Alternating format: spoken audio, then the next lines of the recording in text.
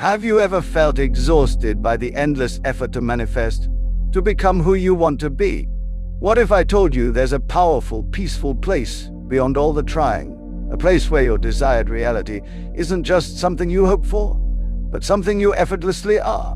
Tonight, we're climbing to the highest peak of creation, the silent mountaintop where all struggle dissolves and your deepest desires become your natural state. Here, the mind cannot help you. Here, all formulas and techniques fall away. This is where you surrender into identity without need of confirmation, without demand for evidence. The outer world becomes irrelevant, not in neglect, but in transcendence. Transmutation begins the moment you let go of striving and drop into awareness. The pure I am, untouched, unqualified, is presence itself. Before you can declare, I am wealthy or I am loved, you must first anchor yourself in the unconditioned I am, the pure beingness from which all identity arises. Why? Because this is the field of infinite potential, the blank canvas, the uncarved block. From here, all things are possible because nothing has been claimed yet. And here lies the secret most overlooked. Creation is not something you do, it is something you allow. When you return to stillness, you return to power. You relinquish all mental effort, all energetic grasping. You dwell in the eternal now, in the deep truth that you already are. And from this quiet confidence, reality takes shape.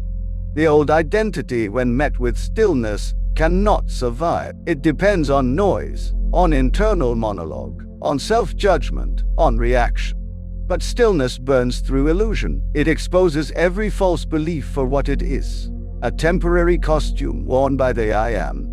In this sacred silence, the I becomes like molten metal, able to take on any form, free from rigidity.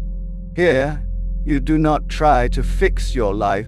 You allow your awareness to flow into a new form, not through will, but through choice. This is a delicate point. Transformation does not happen by force. It unfolds by surrendering to the truth you wish to embody, until that truth is no longer a desire, but your native frequency. You do not convince yourself. You relax into knowing. You do not effort toward wealth, healing, or peace. You release all contradiction and rest as the one who already is. In this place, thoughts become unnecessary.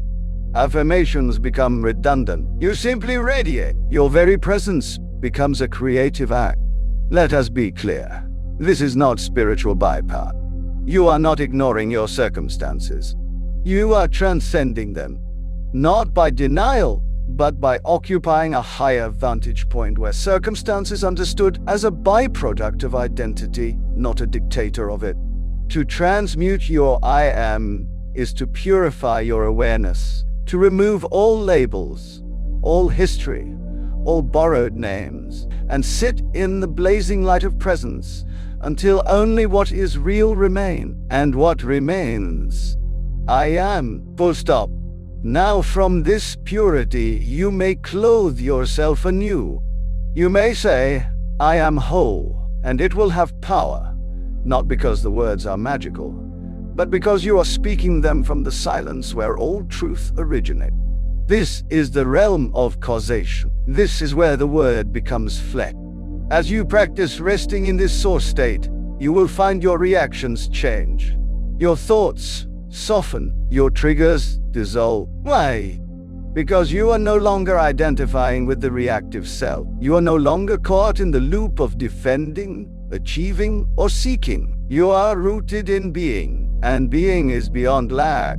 Most try to manifest from the outer rings of consciousness, from desperation, longing, or clever visualization.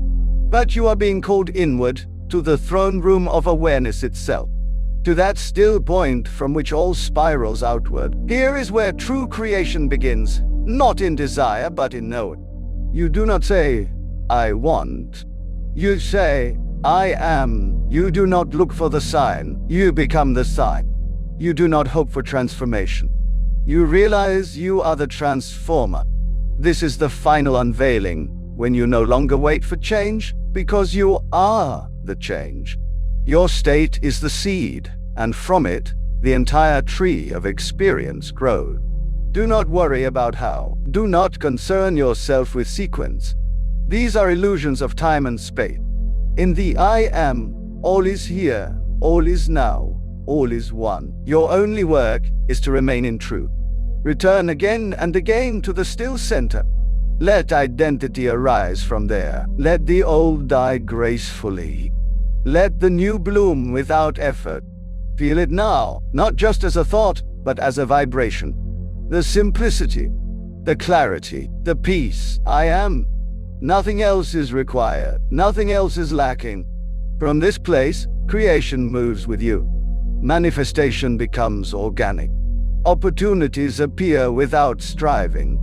You begin to sense life flowing around you, through you, as you. This is the divine paradox. The more you rest in being, the more becoming unfolds. The more silent you are within, the louder your life speaks of grace. So, return to the source. Not once, but daily. Let stillness be your home, let I am be your name, and let your world reflect the infinite beauty of one who no longer seeks, but simply is. Let us now enter the most intimate chamber of truth, the place where the abstract becomes embodied, and the idea takes on form.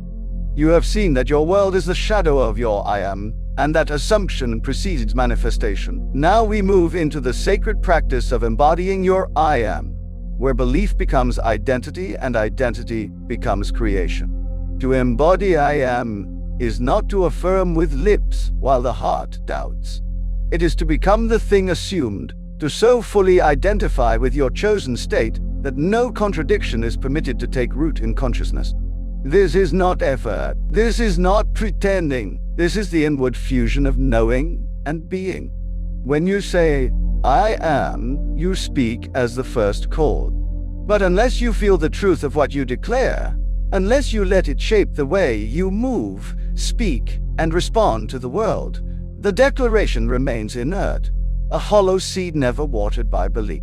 So we now ask, what does it mean to embody your I am? It means to walk as if, to speak as if, to think and breathe as if it were already true.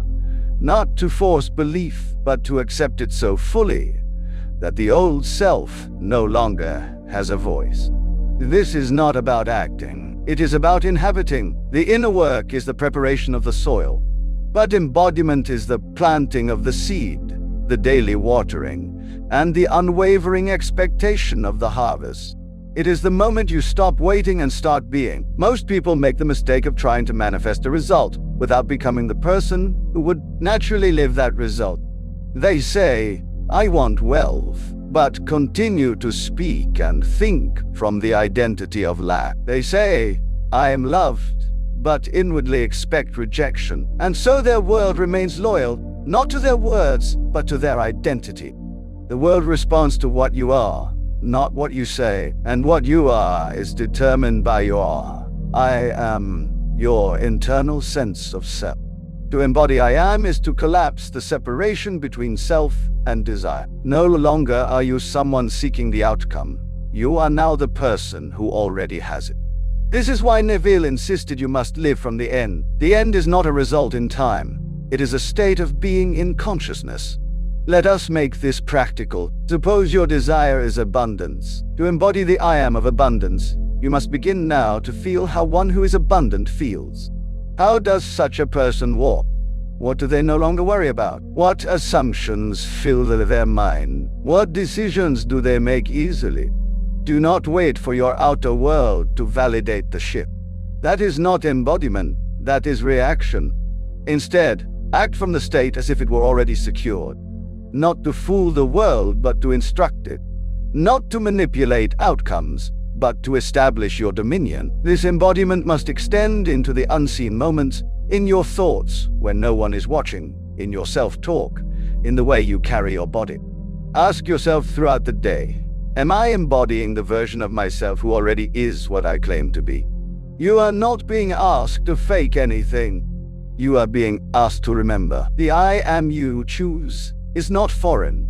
It is native to your being, but you must reacquaint yourself with it. The more you return to it, the more familiar it becomes. What once felt like a stretch becomes second nature. This is the law of identity. What you persist in becomes your norm. Do not be surprised if your environment seems to resist the new state at first. It is only the inertia of the old self echoing back. Do not argue with it. Do not fear it.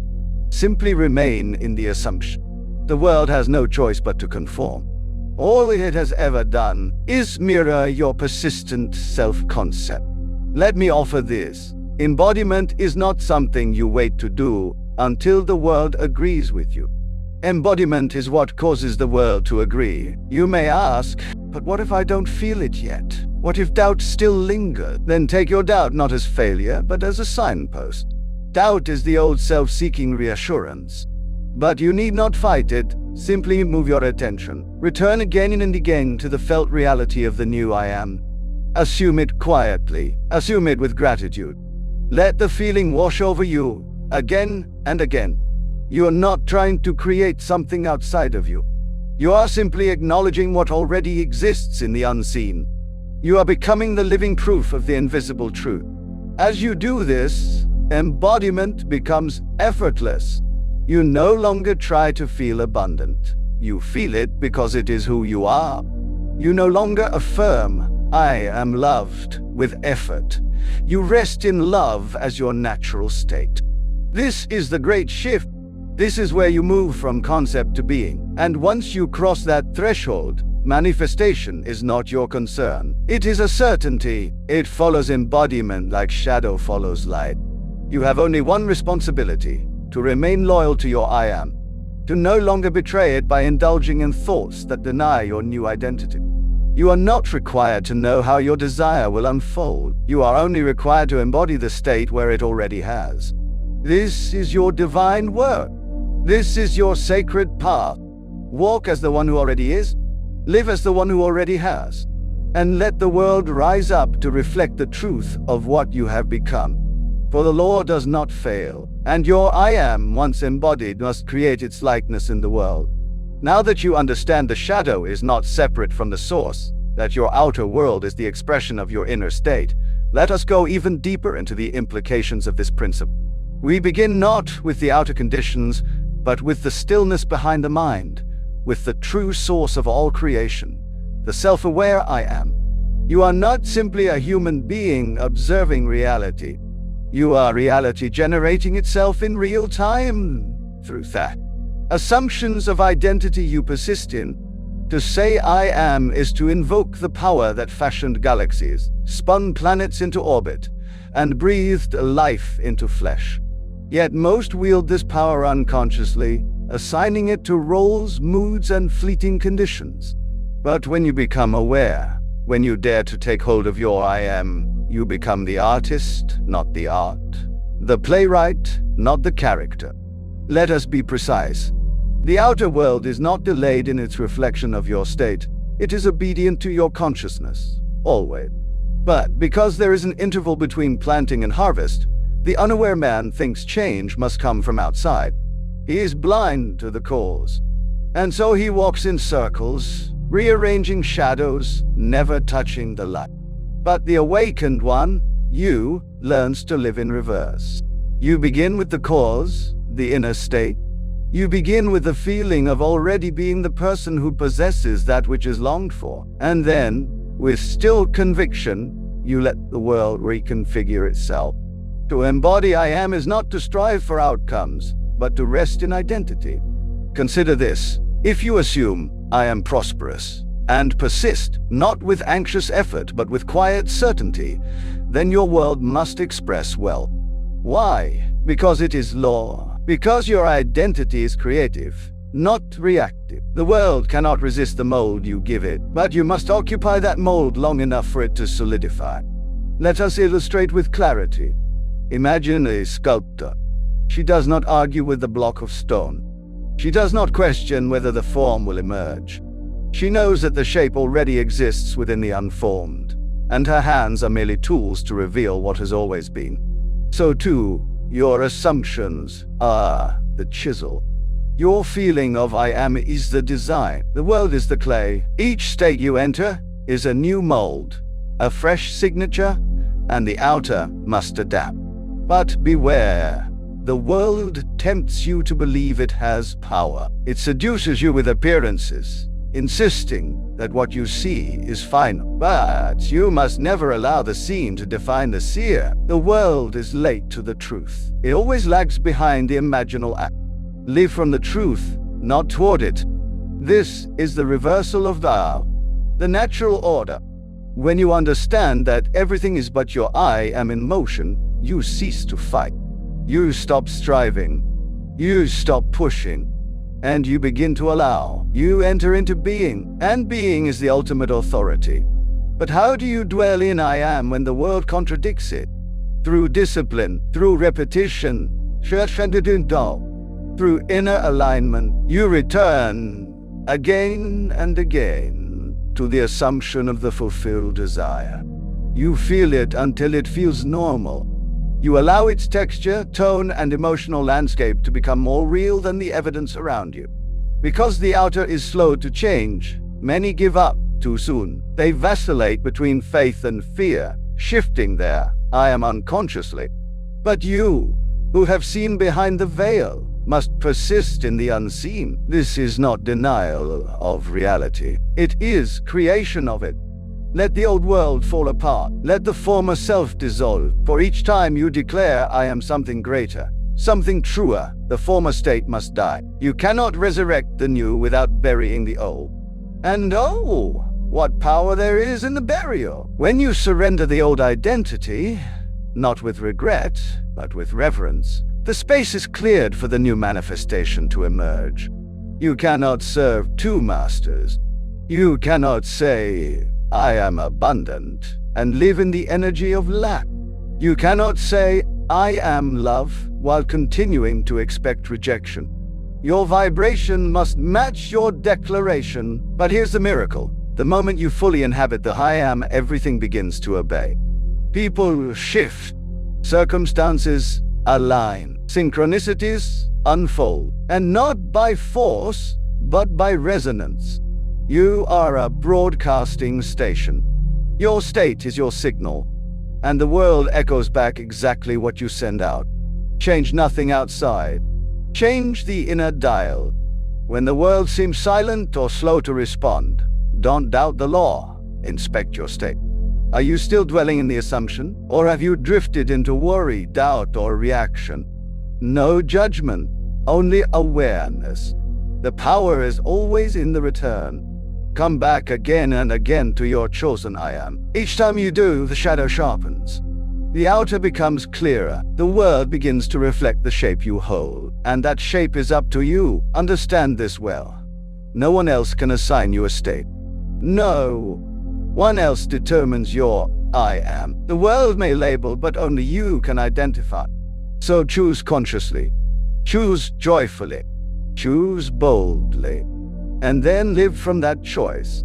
As you move through your day, remember this. Every interaction is a mirror. Every response is a report card from your subconscious. If the reflection displeases you, do not attack the mirror. Adjust the source. You are not here to chase shadows. You are here to become the light. This is the secret few will ever grasp. And you, having seen the curtain pulled back, can never again pretend not to know. You are I am, and the world is the proof of who you believe yourself to be. So believe wisely. Assume reverently. Persist lovingly. And watch as the very fabric of reality bends to your inner declaration. Let us now walk deeper into the sacred silence behind the veil, where words begin to fade, and only the knowing remain. You are told, the world you see is but the shadow cast by your I am. Let us now unfold this mystery fully, for within it lies the secret to all manifestation, transformation, and liberation. The I am is not merely a phrase. It is the origin of all existence. It is your essence before form, before thought, before identity. Whatever follows I am becomes your world. But most of humanity speaks I am unconsciously, attaching it to limitation, I am tired, I am unlucky, I am poor, and the world obliges, faithfully reflecting those assumptions. But what if you no longer used I am to echo the past, but to declare the truth of who you choose to be? What if you consciously stood in the awareness, I am rich, I am worthy, I am divine? Then the shadow you cast, your physical world, must change accordingly. Understand this. Your world is not an external substance, but a mirror of your inner identification. It is not solid. It is not fixed. It is not separate from you. It is a reactive canvas, a living echo of your self-concept. When you say, I am, you are claiming a state of consciousness. And that claim begins the alchemical process of externalization. Your inner state is projected outward, just as a film is projected onto a screen. The screen is not to blame for the images it shows. It simply reflects the content of the real within. The greatest error is to think the screen is core. This is the error of the natural man, who believes what he sees is all there is. By the awakened one, you sees beyond the screen. You know the source is the real of consciousness. You know, change the real, and the scene must change. You are not the product of your environment. Your environment is the product of you. The chair you sit on, the room you occupy, the relationships you experience. All these are shadows cast by your own I am, and shadows obey their source. If you identify as limited, unwanted, or burdened, that becomes the mold from which your world takes shape. But if you rise silently and surely within yourself and declare, I am free, I am favored, I am chosen, then the forms of your life must rearrange to match that assumption. The law does not err. It does not argue. It does not delay. It expresses, always, precisely, immediately, though not always visibly, for there is a gestation. But be certain, what you identify with you will see. This is the great work, to become consciously selective in what you claim as true of yourself. To withdraw your attention from what you no longer wish to perpetuate. To no longer fight shadows, but to change your light. You cannot fix a broken mirror by touching its reflection. You must adjust the face in front of it. So too, you must cease trying to rearrange the world from the outside in. You must go within. You must enter the secret chamber of imagination. And there assume the feeling of your wish fulfilled. There, claim I am. Do not plead. Do not beg. Do not wonder when. Simply claim. The law has already begun the movement. When you begin to live from your I am, something subtle but powerful happens. You begin to walk differently. Speak differently. Your inner conversations shift. The world senses this change and obeys. Old relationships that no longer match your new frequency fall away. New opportunities emerge where before there were none. And all this not by force, but by law. Let me remind you, your world is your I am in form. If you see chaos, what part of you is assuming disorder? If you see lack, what part of you believes in limitation? The outer reflects the inner, always. So take your gaze from the mirror and turn it inward. Let the new image be formed there. Then return to the mirror and marvel at the transformation. You are not here to beg for crumbs. You are here to declare reality into form. That is your inheritance. That is your power. All things respond to the I am. It is the great initiator, the divine director. But it must be used consciously, lovingly, boldly. Stop identifying with what you dislike. Stop saying, I am struggling, or I am not there yet, because each repetition is a prayer in reverse. Instead, affirm what you choose, not as a lie, but as a divine decree. If it feels uncomfortable at first, good. That is the resistance of old assumptions losing their grip. Persist, persist, persist. Your work is not to argue with appearances. It is to occupy the state until appearances bend mad. You are casting a shadow in every moment. That shadow becomes your life. So stand boldly in the light of a new identity. Claim the highest. Claim the divine, and let the world rearrange in response. You are the cause. You are the center. You are the I am. And the world you see is nothing but your reflected being, obedient, unfailing, and entirely yours to transform.